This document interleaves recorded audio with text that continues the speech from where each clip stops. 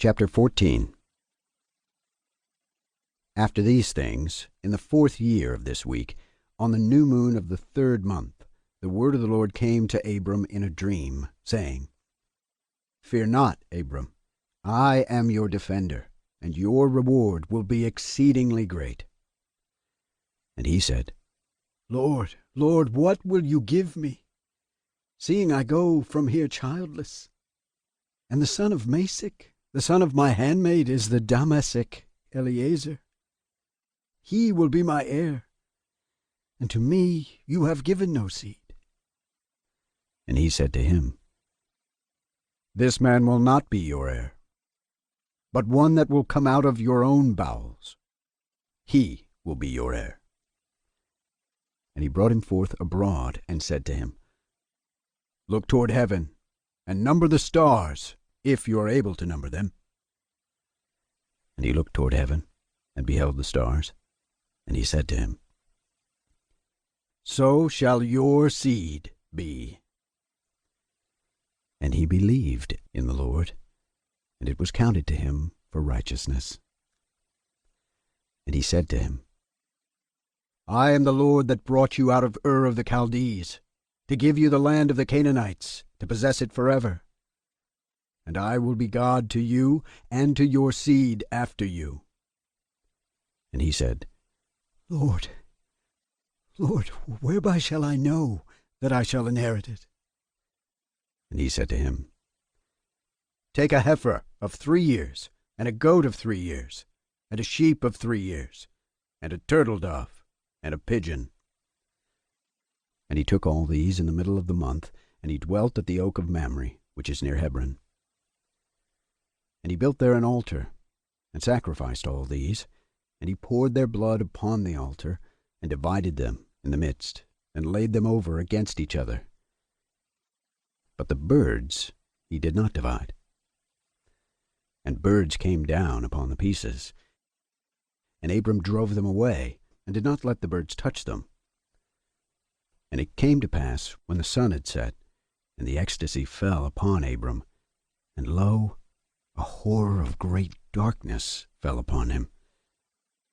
And it was said to Abram, Know of a surety that your seed will be a stranger in a land that is not theirs, and they shall bring them into bondage, and afflict them 400 years. And the nation also to whom they will be in bondage will I judge. And after that they shall come forth from there with much substance.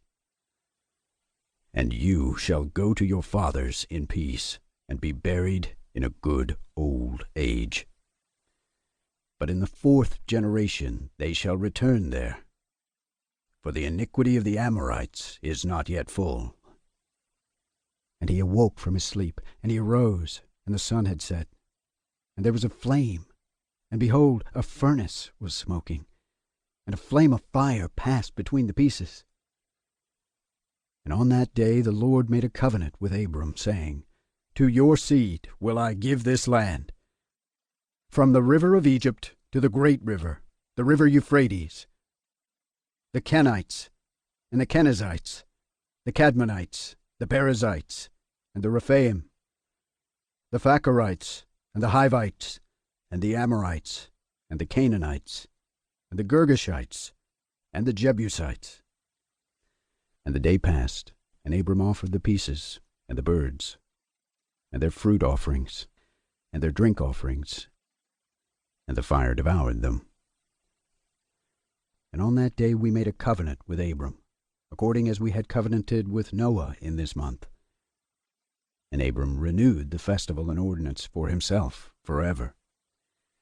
And Abram rejoiced, and made all these things known to Sarai his wife, and he believed that he would have seed. But she did not bear.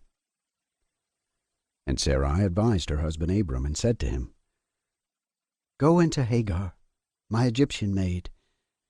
It may be that I should build up seed to you by her. And Abram hearkened to the voice of Sarai his wife, and said to her, Do so. And Sarai took Hagar, her maid, the Egyptian, and gave her to Abram. her husband, to be his wife. And he went in to her, and she conceived, and bore him a son. And he called his name Ishmael. In the 5th year of this week, 1965 a.m. And this was the 86th year in the life of Abram.